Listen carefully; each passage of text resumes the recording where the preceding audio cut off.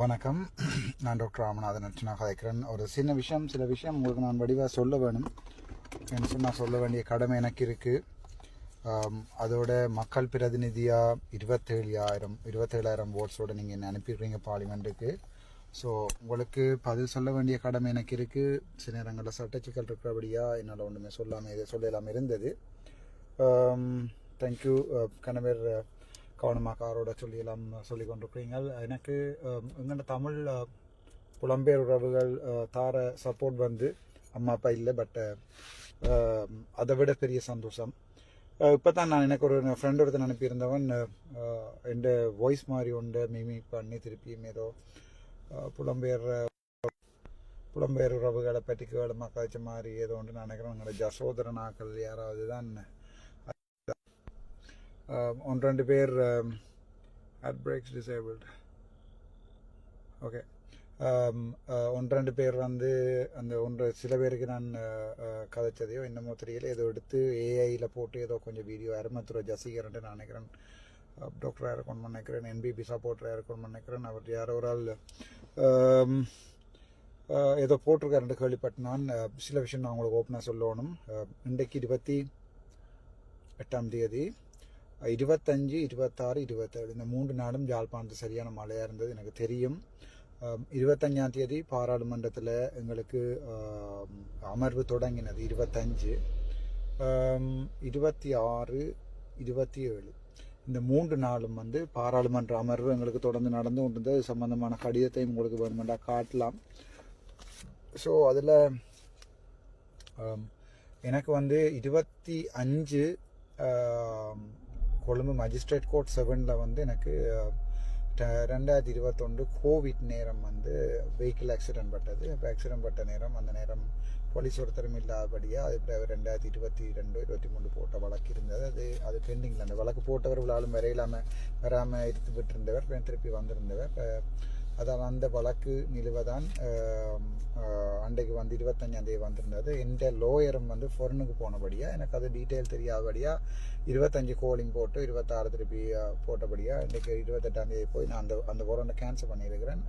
நான் வந்து சட்டத்துறையை சரியாக மதிக்கிறேன். நான் சட்டத்துறை எப்போவுமே சுயாதீனமாக இயங்கணும். இப்போ நான் சட்டங்களை ஆக்குற ஒரு பாராளுமன்றத்தின் உறுப்பினர். ஆகவே சட்டத்துறையை வந்து நான் ஒரு நாளுமே அவமதித்து மக்களை பார்க்க வரையிலேன்னு சொல்லி குறை இருந்தது. பட் எனக்கு சட்டத்துறையை மதிக்க வேண்டிய தேவை இருக்கிற எம்பியா, மெம்பர் ஆஃப் பார்லிமெண்ட்டாக.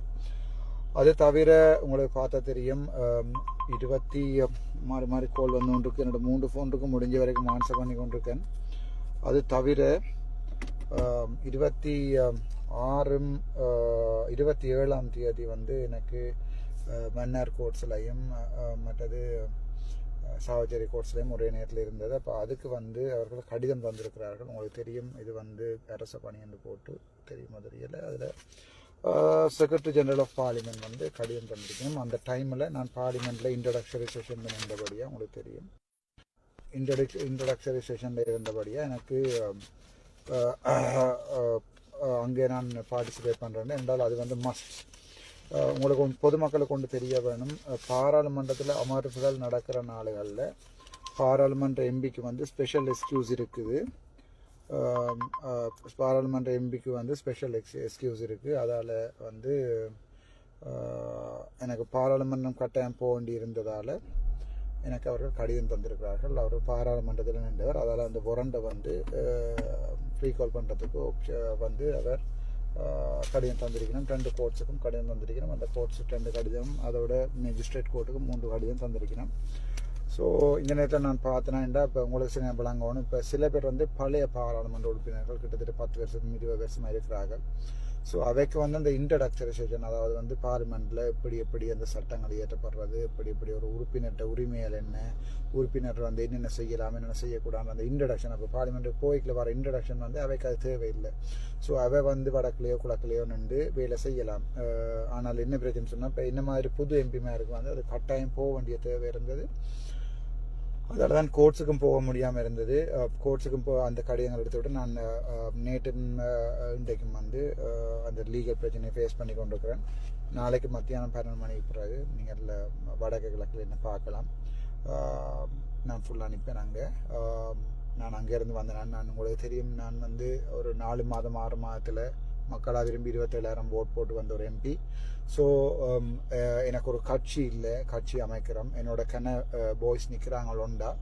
ஸோ அவள் வந்து இந்த சிவப்பு கலரும் ரெட் கலரும் டிஷர்ட் போட்டு கொண்டு இப்போ நம்ம ரிட்டன் டிஷர்ட்டில் ஏதாவது ஒன்று போட்டுருப்பினோம். ஸோ அவைகிட்ட நீங்கள் நேரடியாக உதவிகள் கேட்கலாம். என்னோட கான்டாக்ட் பண்ணா அவை கடிச்சிங்கன்னா அவையோட கழிச்சிங்கன்னா எனக்கு இந்த டிஷர்ட் போட்டு யார் இருந்தாலும் அவருடைய மொபைல் நம்பர் இருக்கும், பர்சனல் மொபைல் நம்பர் இருக்கும். அவரோட காய்ச்சி உடனடியாக கான்டாக்ட் பண்ணலாம். ஸோ அதுதான் முக்கியமான விஷயம். நான் இப்போ ட்ராவல் பண்ணி கொண்டிருக்கேன் ஜெஃப்னாக்கு. நான் வரையில் வந்து செய்யலை, மக்களாக நிற்கிறதால தான் வந்து கொண்டிருக்கேன். தேங்க்யூ. இதுவரைக்கும் என்ன உயிர் போட வச்சிருந்த என்னுடைய தமிழ் மக்களுக்கு நன்றி.